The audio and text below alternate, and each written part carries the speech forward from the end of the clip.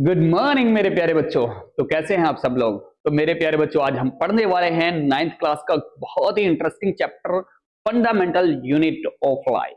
तो मेरे प्यारे बच्चों, अब इसमें हम जो पढ़ने वाले हैं, हमारे जो लिविंग ऑर्गेनिज्म होते हैं उनकी सबसे छोटी यूनिट के बारे में, जो वर्क करती है, जो काम करती है। तो बाकी बातें तो हम बाद में समझेंगे, लेकिन हम ये समझ लेते हैं कि इस लेक्चर में हम बहुत सारी इंफॉर्मेशन लेने वाले हैं, बहुत डिटेल में पढ़ने वाले हैं कि आपसे एक भी सिंगल मार्क्स का भी क्वेश्चन खराब ना हो, कटे ना, आप कर ना पाए, ऐसा ऐसा करने की कोशिश करेंगे इस चैप्टर को लर्न और इस चैप्टर को तैयार, क्योंकि हम बहुत डिटेल में पढ़ने वाले हैं। तो प्यारे बच्चों, आप अपनी नोटबुक और पेन को साथ में लेकर बैठे और कोई भी इंफॉर्मेशन को जाने नहीं दे। हालांकि मैंने सारी की सारी इंफॉर्मेशन इस पीपीटी के अंदर डाली हुई है, जो आपको मिल जाएगी, लेकिन आपको एक काम तो करना पड़ेगा, वो है कंसंट्रेशन और फोकस।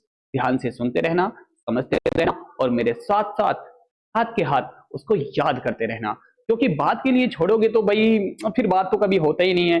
तो हम हैंड टू हैंड इस चैप्टर को क्लियर करते हुए चलेंगे और हर एक चीज तो समझते हुए चलेंगे बच्चों। तो आप तैयार हैं, उम्मीद है, और आप मेरे साथ पढ़ने वाले हैं। तो बच्चों आ जाओ। फिर सबसे पहले इसकी कुछ इंट्रोडक्शन के बारे में समझ लेते हैं कि भाई हम इसके अंदर क्या क्या पढ़ने वाले हैं और कौन कौन से टॉपिक को कवर करने वाले हैं। तो देखते हैं हम कौन कौन से टॉपिक हमारे हैं जो आज हम कवर करने वाले हैं। तो बच्चों, इसमें ये सारी चीजें तो हम डिस्कस करेंगे जो आपके पीछे चल रही हैं। हम 3D एनिमेशन के थ्रू पढ़ेंगे बहुत ही डिटेल में, मतलब चीजों को बिल्कुल ऐसे देखेंगे जैसे कि सामने से आप देख पा रहे हो। तो पहले भैया हम 4 पॉइंट है हमारे जिसके बारे में हम डिस्कस करने वाले हैं। सबसे पहले इंट्रोडक्शन टू सेल। सेल का जो इंट्रोडक्शन है, सेल के बारे में समझेंगे, क्या सेल है भैया, कैसा सेल है, ये कैसा, मतलब प्रॉब्लम ना आए आपके सेशन में, आपके लेक्चर में, आपको समझने में, तो इसके बारे में पहले ही डिटेल में समझ लेंगे। उसके बाद में सेल के साइज के बारे में, शेप के बारे में, सेल ऑफ नंबर के बारे में, मतलब कितने तरह के सेल होते हैं। और भैया जो एक बात है ना, स्ट्रक्चरल ऑर्गेनाइजेशन, तो भैया ये बिल्कुल स्ट्रक्चरल है, फंक्शनल है, इसके बारे में भी समझेंगे। और सेल डिवीजन जो सबसे लास्ट का टॉपिक होगा इस सेशन का, वो भी हम समझेंगे। ये सेशन कई सारे पार्ट्स में होगा भैया, एक ही लेक्चर में शूट करूंगा तो ज्यादा लंबा हो जाएगा, आप थक जाएंगे, लेकिन आपको ध्यान से सुनिए। ओके, तो चलते हैं। सबसे पहला पॉइंट हमारा क्या होना चाहिए इस लेक्चर का, वही जो आप जानते हैं, वो इज सेल। भाई सेल क्या होता है, सेल के बारे में समझ लेते हैं। सेल होता क्या है, तो इसको डिटेल में समझेंगे। हो सकता है शुरू में आपको थोड़ा सा मुश्किल लगे, समझ में ना आए, लेकिन थोड़ा सा आप पेशेंस बनाए रखेंगे ना तो क्लियर भी होगा भाई। देखो, सबसे पहले a cell is the fundamental structural and functional unit of life.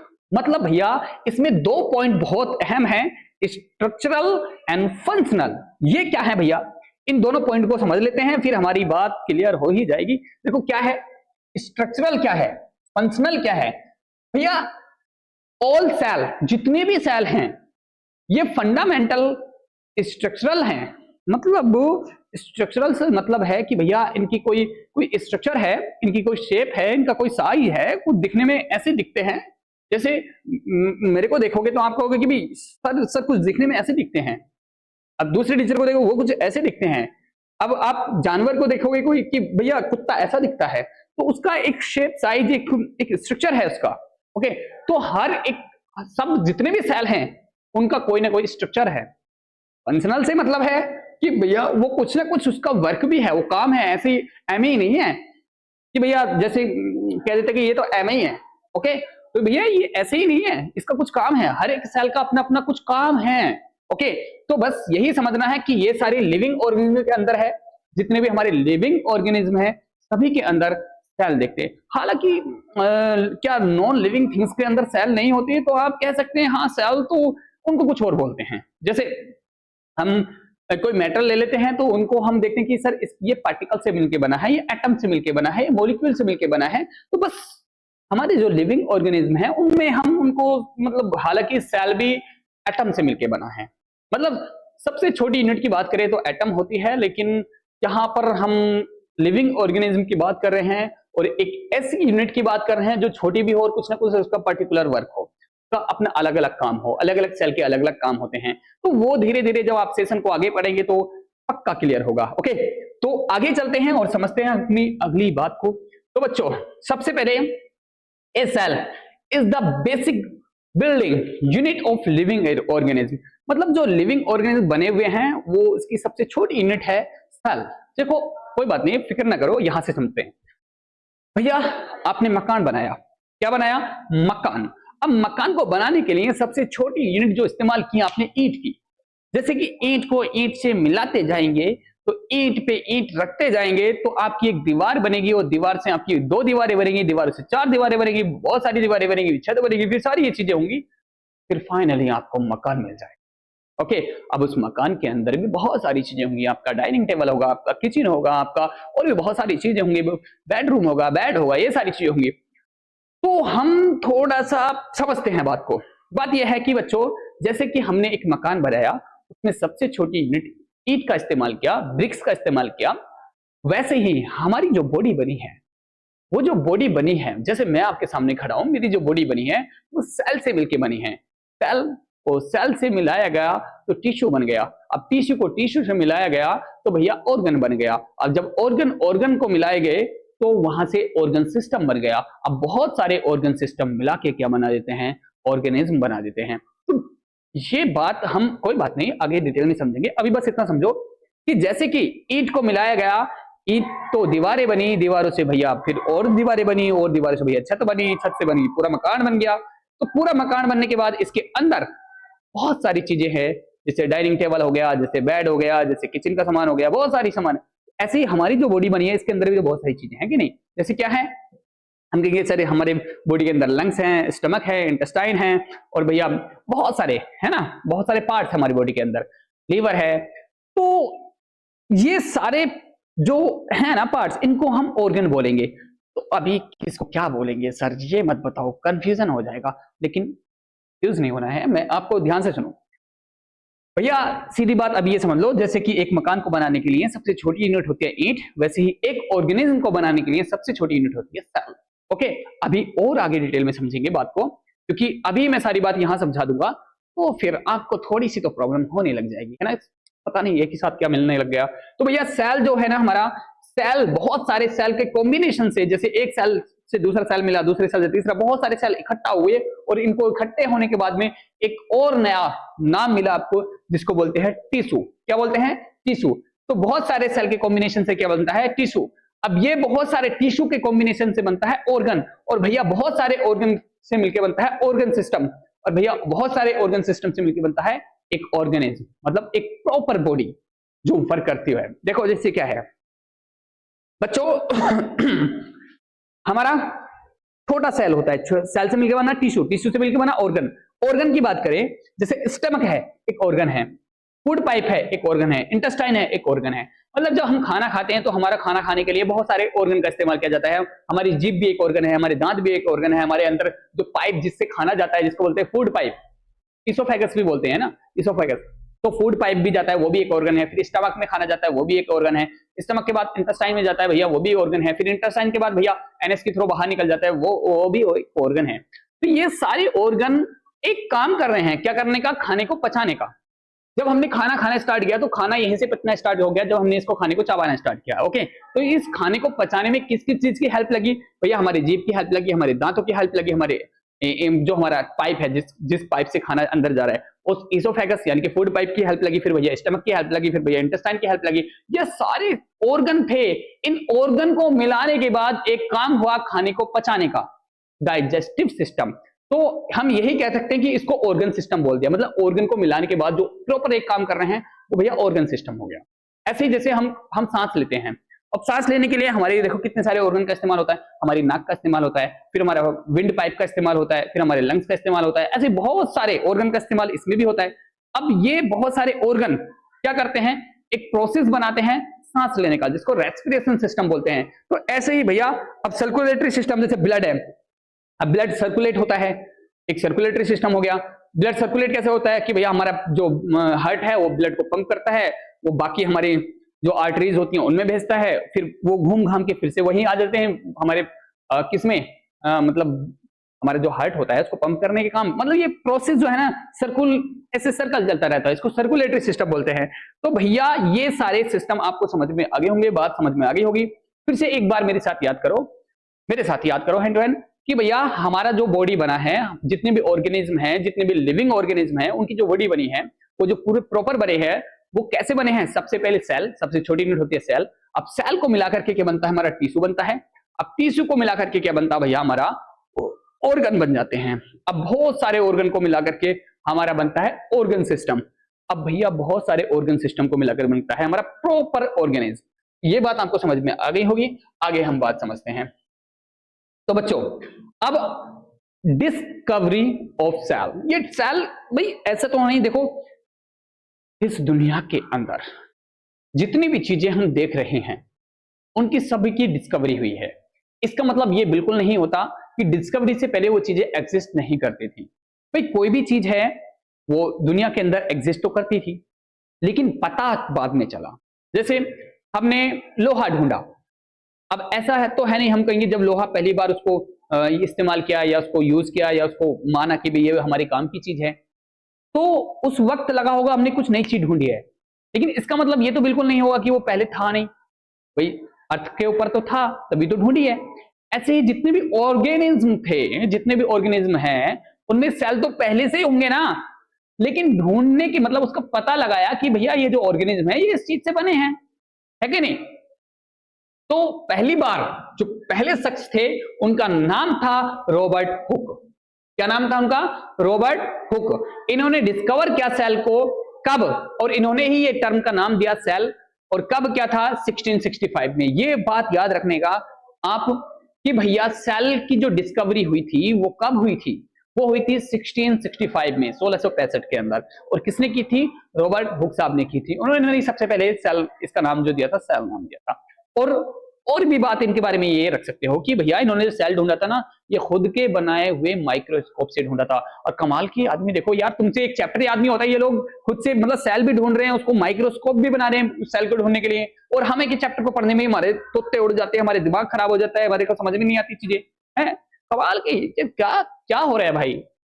एक ये आदमी रॉबर्ट हुक, देखो देख भी लो, ये भाई साहब है रॉबर्ट हुक।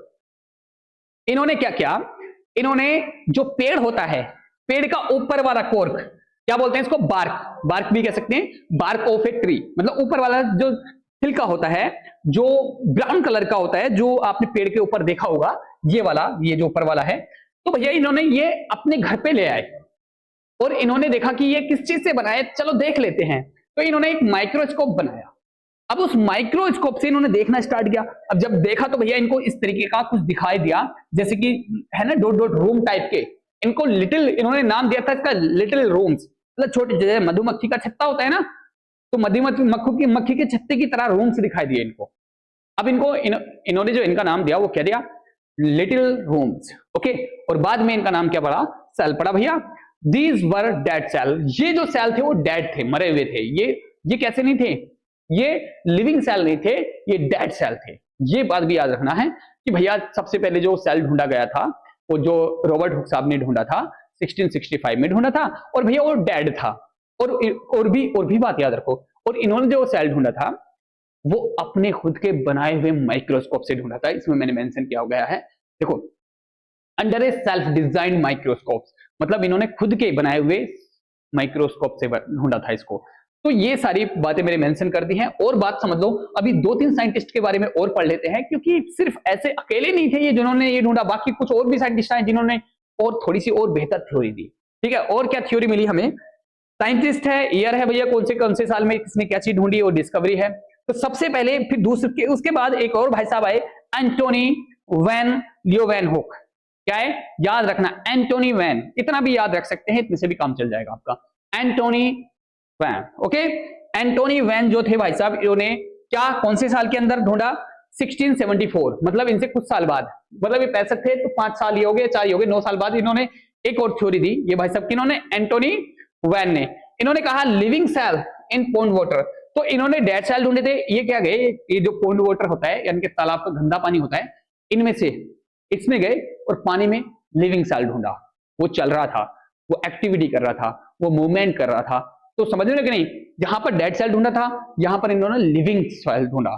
इन्होंने, जो एंटोनी वैन थे, याद रखना है, लिविंग सेल किसने ढूंढा सबसे पहले, पॉन्ड के अंदर, तालाब के पानी के अंदर, वो थे एंटोनी वैन। और कब ढूंढा?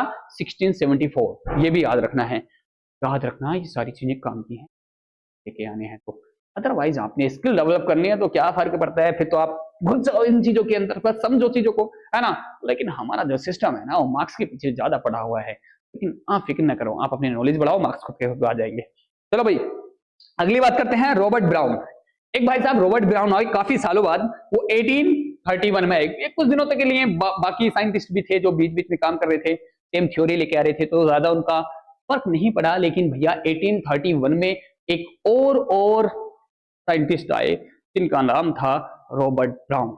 अब भैया जो ब्राउन थे ना, ब्राउन साहब, इन्होंने एक बात कही कि डिस्कवर्ड न्यूक्लियस इन सेल, मतलब सेल के अंदर एक मेन चीज ढूंढी कि भैया सेल के अंदर एक कमाल की चीज होती है न्यूक्लियस, तो सारे सेल को हैंडल करता है। मतलब जैसे कि हम कहते हैं ना कि इंसान में दिल नहीं तो क्या है ना, तो वैसे ही इन्होंने कहा कि सेल के अंदर न्यूक्लियस नहीं तो क्या है, मतलब सेल के अंदर एक मेन पार्ट ढूंढा, उसका नाम था न्यूक्लियस। ओके, तो इन्होंने सेल के अंदर न्यूक्लियस भी ढूंढा, उसका ब्रेन ऑफ सेल भी बोला जाता है। अभी हम आगे चलेंगे ना तो बहुत सारी चीजें समझेंगे, हमें पता चलेगा न्यूक्लियस क्या है, इसका क्या रोल है, क्या काम करता है, कैसे कैसे मतलब चीजों को हैंडल करता है, ये सारी चीजें तो हम पढ़ेंगे ही। लेकिन अभी ये समझ लो कि भैया ये जो नए नए साइंटिस्ट आ रहे हैं ये क्या क्या ढूंढ रहे हैं। पहले साइंटिस्ट कौन आए कौन से? Robert Hooke. उन्होंने 1665 में कहा कि भैया एक पेड़ की बार्क लेके गए और उसमें उन्होंने डेड सेल ढूंढ डाला अपने बनाए हुए माइक्रोस्कोप से। फिर एक और साइंटिस्ट आए जिनका नाम क्या था? Antonie van. ये 1674 के अंदर इन्होंने लिविंग सेल ढूंढा, वो भी किसके अंदर? पौंड के पानी के अंदर, पौंड के वाटर के अंदर। फिर भैया एक और साइंटिस्ट आए जिनका नाम क्या था? Robert brown. इन्होंने 1831 के अंदर ये कहा कि भैया सेल के अंदर क्या होता है? न्यूक्लियस भी होता है, ये भी इन्होंने कह दिया। फिर भैया एक और साइंटिस्ट आए, इनकी भी बात सुन लेते हैं बेचारे, जब ये कुछ क्या है तो देख लेते हैं इसको भी। तो भैया एक थे पुरकेंजे ने जो कहा वो कहा कि भैया 1839 के अंदर इन्होंने एक कमाल की बात की, प्रोटोप्लाज्म, कि भैया सेल के अंदर प्रोटोप्लाज्म होता है। अब ये प्रोटोप्लाज्म क्या होता है इसकी डेफिनेशन भी हम आगे समझेंगे, लेकिन अभी मैं थोड़ा सा बता देता हूं क्या प्रोटोप्लाज्म होता है। जैसे कि हमारी बॉडी है, ओके, हमारी पूरी बॉडी है, हमारी पूरी बॉडी के अंदर कुछ अंग हैं जिनको हम बोलते हैं ऑर्गन। जैसे मैं ये कह सकता हूं कि हमारी बॉडी के अंदर दिल है, हमारी बॉडी के अंदर और भैया लंग्स हैं, हमारी बॉडी के अंदर स्टमक है, हमारी बॉडी के अंदर इंटेस्टाइन है। तो ऐसे बहुत सारे बॉडी के अंदर अंग हैं, पार्ट्स हैं। ओके, तो वैसे ही इन्होंने कहा आपको पता है कि जो सेल होता है ना उसके अंदर बहुत सारे अंग होते हैं, पार्ट्स होते हैं, बहुत सारे ऑर्गन होते हैं। तो कमाल की बात ये थी भैया कि एक जो सेल है, ये सेल इतना छोटा है कि हम अपनी आंख से भी नहीं देख पाते। आपने देखा होगा, एक एग्जांपल की बात मैं करूं कि जब एक विंडो होती है ना बच्चों, तो विंडो जैसे कमरे के अंदर थोड़ा अंधेरा हो तो विंडो से लाइट आती है कि नहीं?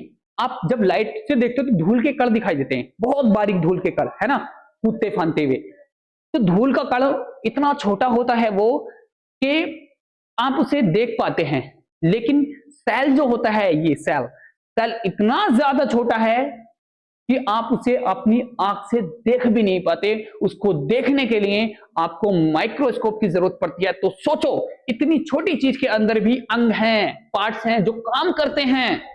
मतलब उस इतनी छोटी चीज के अंदर एक न्यूक्लियस है, फिर और भी बहुत सारे पार्ट्स हैं जो अपना काम कर रहे हैं। मतलब इतना छोटा, तो देखो कुदरत की क्या कमाल चीज है ना। इतने छोटे साइज जो जिसे हम आंख से भी नहीं देख सकते, उसके अंदर भी अंग हैं, पार्ट्स हैं, ऑर्गन है। तो इन्होंने ये बात भाई साहब किसने बताई? याद रखना, क्या? पुरकेंजे ने भाई साहब बताया कि 1839 के अंदर कि जो सेल होते हैं उसके अंदर प्रोटोप्लाज्म होता है, मतलब बहुत सारे ऑर्गन्स होते हैं। तो ये तीनों साइंटिस्ट, 4 साइंटिस्ट के बारे में हमने इस लेक्चर में अभी पढ़ा, और भी हम आगे जरूरत के हिसाब से चीजों को देख और भी साइंटिस्ट के बारे में पढ़ेंगे। लेकिन जितना मैंने आज आपको पढ़ा दिया उतना याद रखना भैया, ठीक है। चलो आगे बात करते हैं बच्चों। अब बात करते हैं, जैसे एक और साइंटिस्ट आए, मैथियास साल्डन। तो इन्होंने 1838 में एक बात और कही, मतलब याद रखना है किसने क्या कहा। जो मैथियास साल्डन थे, इन्होंने कहा कि भैया जितने भी प्लांट्स हैं ना सब सेल से बने हैं, जितने भी पौधे हैं, प्लांट हैं, पेड़ है, ये भी सब सेल से बने हैं, है ना। भैया पहले जो साइंटिस्ट आए थे, किसने कहा कि भैया ये डेड ऑर्गन देखे, डेड सेल देखे उन्होंने। फिर उन्होंने दूसरे साइंटिस्ट आए, उन्होंने कहा कि भैया पॉन्ड के अंदर लिविंग सेल देख लिया। फिर उसके बाद दूसरे साइंटिस्ट आए, उन्होंने क्या कहा कि एक और बात बताई उन्होंने, क्या पहले तो प्लांट्स भी देखो यार, ये ध्यान देते हैं एक बार, क्या थे डिस्कवरी की थी 1813 में, न्यूक्लियस की बात की थी, ठीक है, रॉबर्ट ब्राउन ने। फिर उसके बाद में जो लास्ट साइंटिस्ट उन्होंने बताया था प्रोटोप्लाज्म होते हैं, इसके अंदर बहुत सारे पार्ट्स भी होते हैं। अब एक और साइंटिस्ट आए जिनका नाम था मैथियास साल्डन। तो इन्होंने भैया 1838 के अंदर ये बताया जितने भी पौधे हैं, जितने भी प्लांट्स है, सब किससे बने हैं, सेल से। एक साइंटिस्ट और आए भाई साहब थियोडर सैकवान, तो इन्होंने 1839 में बताया कि जितने भी एनिमल है ये सेल से बने। ये अपनी अपनी बातें बना रहे हैं अपनी, बस इन्होंने नाम कमा लिया कि इस बार थोड़ी सी मत्थामारी करके, क्योंकि सबसे पहले जो रॉबर्ट हुक साहब आए थे उन्होंने किया था, नया कमाल तो है ना। अब ये अपनी अपनी बात बना रहे हैं भैया। ये कह रहे थे मैथियास साहब कह रहे हैं कितने प्लांट हैं वो सब सेल से बने हैं, ये भैया कह रहे हैं जितने भी एनिमल हैं वो सब सेल से बने हैं। और भैया जितने भी, अब तीसरे वाले भाई साहब आगे रोडल्फ साहब, इन्होंने कहा रोडल्फ वर्च्यू, तो वर्च्यू ने क्या क्या कहा भैया, ये जो सेल बनते हैं ना, जो सेल नए सेल आते हैं पुराने वाले सेल से आते हैं। क्या कह रहे हैं ये कि नए सेल जो आते हैं वो पुराने वाले सेल से आते हैं, जिसे बोलते हैं प्री एग्जिटिंग सेल्स। ओके, जैसे नया सेल बनाया, नया सेल है, मतलब ऐसे कह सकते हैं जो पुराना सेल है वो नए सेल बना देगा, फिर वो नए सेल और नए सेल बना देंगे, फिर वो नए सेल और नए सेल बना देंगे। तो ये सेल जो होते हैं, जैसे पुराना वाला मरने से पहले नया सेल बना देता है, ये सेल डेड भी होते हैं, मतलब मर भी जाते हैं, खत्म भी होते हैं। तो ये बात भाई साहब रोडल्फ साहब ने कही। तो आपसे पूछी जा सकती है कि ये बात किसने ढूंढी कि भैया जो सेल है वो प्री एग्जिटिंग सेल्स होते हैं, मतलब जो सेल्स, जो पुराना सेल नया सेल बनाता है, ठीक है। तो ये बात बनाई थी रोडल्फ साहब ने कहा था। अब आपसे ये पूछा सकता है कि भैया जो एनिमल सेल, जितने भी एनिमल्स बने हैं वो सेल से बने हैं, ये बात किसने कही थी, ये बात कही थी थियोडर साहब ने, ओके, थियोडर सैकवान ने। और एक बात आपसे पूछी जा सकती है कि भैया प्लांट, ये याद तो करने पैने हैं भैया, ओके। तो भैया एक बात कही थी all plants are made of cell, भैया प्लांट जो बने हैं वो सेल से बने हैं, ये बात किसने कही थी, ये बात कही थी मैथियास साहब ने, ओके। ये बात आपने याद रखनी है, सेल थ्योरी थी ये। अब हम बात करते हैं, कुछ क्वेश्चंस हैं आपके लिए जो आप जवाब देने वाले हैं। Who discovered cell and nucleus? तो सेल किसने डिस्कवर किया था, याद करो, सबसे पहले किसने किया था, रॉबर्ट हुक साहब ने। और न्यूक्लियस किसने डिस्कवर किया था, तो न्यूक्लियस किया था डिस्कवर, एक आए थे रॉबर्ट ब्राउन, याद है कि नहीं? देखो एक बार मैं आपको रिवीजन करा दूं, कौन थे, ये आए थे न्यूक्लियस, ये न्यूक्लियस किसने किया था, रॉबर्ट ब्राउन ने, ओके। तो ये चीजें आप हैंड टू हैंड याद करते हुए चले और एक बार और रिवीजन कर लेंगे तो ये क्लियर हो जाएगी। अगला सवाल है, why is cell called the structural and functional unit of life? क्यों सेल को स्ट्रक्चरल एंड फंक्शनल यूनिट बोला जाता है? इस सवाल का जवाब मैं शुरू में ही देख चुका था, अगर आपने ध्यान से मेरी बात को सुना होगा तो इसका जवाब आपको आता होगा। अगर आपको मतलब जवाब आता है तो प्लीज इस जवाब को कमेंट्स बॉक्स में, ओके। और नहीं आता तो मुझे लगता है आपको एक बार और लेक्चर फिर से देखने की जरूरत है, क्योंकि आपने कहीं ना कहीं को मिस किया है, आपने अपने ध्यान को भटकाया है, तो उसको वापस लेके आओ, लेक्चर को फिर से देखो। तो बच्चों आगे हम चलते हैं। अब classification of organism based on number of cell. तो भैया दो तरह के हमारे ऑर्गेनिज्म होते हैं। ऑर्गेनिज्म का मतलब है जीव, जीव का मतलब है जो लिविंग हो, जैसे वो पेड़ हो सकते हैं, वो पौधे हो सकते हैं, वो जानवर हो सकते हैं, वो कीड़े हो सकते हैं, वो परिंदे हो सकते हैं, वो कुछ भी हो सकते हैं। तो ये सारे क्या हैं, ऑर्गेनिज्म होते हैं। तो दो तरह से मिलके बने, दो तरह के सेलों से मिलके बने होते हैं। एक तो ऐसे जिनको बोलते हैं यूनिसेलुलर, एक ऐसे जिनको बोलते हैं मल्टी सेलुलर। ध्यान से सुनना बात को, बहुत ध्यान से सुनना। अब भैया यूनिसेलुलर क्या होते हैं? यूनिसेलुलर वो होते हैं जो एक ही सेल से बने। क्या कुछ ऐसे भी ऑर्गेनिज्म हैं जो एक ही सेल से मिलकर बनते हैं? क्या कोई ऐसा परिंदा है, क्या कोई ऐसा कीड़ा है, क्या कोई ऐसा पेड़ है, क्या कोई ऐसा जानवर है? तो ऐसा क्या है जो एक ही सेल से मिलकर बना हो? तो ऐसी कुछ चीजें तो हैं जिनका नाम मैं आपको अभी थोड़ी देर में रिवील करने वाला हूं, बताने वाला हूं। तो अभी पहले अब मल्टीपल जो हमारे मल्टी सेलुलर होते हैं वो कौन से होते हैं? जो बहुत तरह के सेल से मिलकर बने हो, जो बहुत सारे सेल से मिलकर बने हो, वो सब कौन से होते हैं? वो मल्टी सेलुलर होते हैं। तो प्यारे बच्चों आपको ये बात मतलब आपके मत्थे में पड़ी, आपकी भेजे में गई। देखो ओ ये क्या हुआ? चलो बच्चों देखो, यूनिसेलुलर मतलब, यूनि का मतलब ही होता है एक, यूनिक, एक। यूनि का मतलब क्या होता है? एक। एक सेल से मिलकर बने हो, एक ही सेल हो बस उसके अंदर, एक ही सेल वही सब कुछ कर रहा हो, एक ही सेल। मल्टी का मतलब होता है बहुत सारे, बहुत सारे। क्या होता है? बहुत सारे। मल्टी सेलुलर का मतलब है इसमें बहुत सारे सेल हों। तो बस इतनी सी बात है। तो अब इनकी डेफिनेशन समझ लो कि यूनिक का मतलब होता है यूनिक, सिंगल, ओके। और organism made up of single cell, जितने भी ऑर्गेनिज्म है जो एक सेल से मिलकर बने हो उनको बोलते हैं यूनिसेलुलर। अगला है भैया एग्जांपल अमीबा, याद रखो। जो अमीबा है ना वो एक ही सेल होता है, इसमें क्या होता है? एक, याद रखना एग्जांपल। दूसरा है बैक्टीरिया, जो बैक्टीरियाज होते हैं वो भी एक सेल से मिलकर बने होते हैं। तीसरा आप याद रखना पैरामीशियम।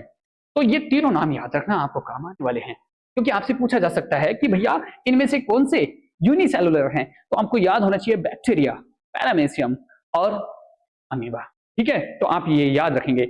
अब भैया जो बहुत सारे सेल से मिलकर बने होते हैं, जैसे हम जो मिलकर बने हैं बहुत तरह के सेलों से मिलकर बने हैं, बहुत सारे सेलों से मिलकर बने हैं, तो वो एग्जांपल है प्लांट्स, एनिमल। एनिमल में आप भी आते हैं, ओके। चलो और बात समझते हैं बच्चों, डिफरेंट शेप ऑफ सेल।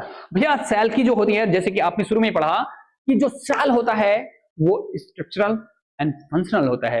तो स्ट्रक्चर की बात करें, शेप की बात करें, साइज की बात करें तो कुछ ऐसे मिलेगा। देखो इसका स्ट्रक्चर कैसा है, इसको बोलते हैं स्पिंडल शेप। क्या बोलते हैं इसको? Spindle shape. Smooth muscle cell, जो हमारी ये मसल्स बनी है ना, ये जो बनी है वो इस वाले सेल से मिलकर बनी है। क्या है? जो मसल्स बनी है वो कौन से muscles, smooth muscle cells, okay. तो भैया इसकी जो शेप है, इसको, इस शेप को क्या बोलते हैं? स्पिंडल। क्या बोलते हैं? Spindle shape. अब ये कैसा है? ये बाइकॉनकेव शेप है, जैसे कॉनकेव निराट पढ़ा होगा आपने 8th में, 9th में तो अच्छा होगा। तो रेड ब्लड सेल जो हमारे ब्लड के अंदर है, वो ब्लड जो बना है कुछ इस तरह के सेल से मिलकर बना है। अब बात करते हैं ओवम सेल। ओवम सेल क्या होता है? जो फीमेल होती हैं उनकी रिप्रोडक्शन के अंदर जो इस मतलब जो सेल होता है रिप्रोडक्टिव होता है ये, तो ये ओवम सेल होता है फीमेल में, ओके। अब भैया अगला है न्यूरॉन सेल। न्यूरॉन सेल इसको बोलते हैं अच्छा, इसको स्फेरिकल सेल बोल सकते हैं, स्फेरिकल शेप में होता है ना ये। तो ओवम सेल जो होता है स्फेरिकल होता है। अब न्यूरॉन सेल ये ब्रांचेस बोलते हैं ना, ब्रांचेस शेप्ड है, इसकी ब्रांचेस निकली हुई हैं इसके अंदर। न्यूरॉन सेल जो हमारे ब्रेन के अंदर होता है, दिमाग के अंदर। स्पर्म सेल, स्पर्म सेल बच्चों जो मेल होते हैं, तो मेल रिप्रोडक्शन में जो यूज होता है, जो रिप्रोडक्टिव होता है उसको स्पर्म बोला जाता है। कुछ ऐसी पूंछ टाइप का होता है। और फैट सेल जो मोटे वाला है ना, तो वो जो होता है वो फैट सेल होता है, ओके। तो बच्चों आगे हम इनके साइज की बात करें, डिफरेंट साइज ऑफ सेल। तो अलग अलग साइज के सेल होते हैं। अगर हम दुनिया का सबसे छोटा सेल की बात करें तो वो कुछ ये होता है, देखो ध्यान से। दुनिया का सबसे छोटा सेल जो माना जाता है माइकोप्लाज्मा माना जाता है। कौन सा? आपसे सवाल किया जा सकता है कि भैया दुनिया का सबसे छोटा सेल कौन सा होता है, तो आप क्या जवाब देने वाले हैं? माइकोप्लाज्मा। क्या जवाब होगा आपका? माइकोप्लाज्मा। अगला आपका सवाल है कि दुनिया का सबसे बड़ा सेल कौन सा है? Ostrich egg. कौन सा है? Ostrich egg. तो बच्चों आज के सेशन में इतना ही, बाकी हम नेक्स्ट पार्ट में पढ़ने वाले हैं। लेकिन हाँ, एक बात का ख्याल रखना, बाकी जो पार्ट मिलेंगे ना आपको वो हमारी एप्लीकेशन में मिलेंगे। हमारी एप्लीकेशन का नाम है ट्रेंडिंग अवेयर। आप जाकर के गूगल से या प्ले स्टोर से डाउनलोड कर सकते हैं। प्ले स्टोर पर जाइए, वहां पर डालिए ट्रेंडिंग अवेयर। आपको बहुत सारे मतलब आपको लेक्चर ही लेक्चर मिल जाएंगे, और वहां पर हर एक टीचर बहुत ही तसल्ली से पढ़ा रहा होगा, आपको सिखाने की हैंड टू हैंड कोशिश कर रहा होगा। तो आप चाहते हैं कि आप बहुत ही इंटेलिजेंट हो, आप बहुत ही इंफॉर्मेटिव हो और आपके पास नॉलेज की कमी ना हो, तो आप हमारे प्लेटफॉर्म पे आ सकते हैं। आपका बहुत बहुत वेलकम रहेगा, और बहुत ही आसान और बहुत ही सस्ते कोर्स आपको मिलते हैं। Thank you watching this video. Best of luck बच्चों।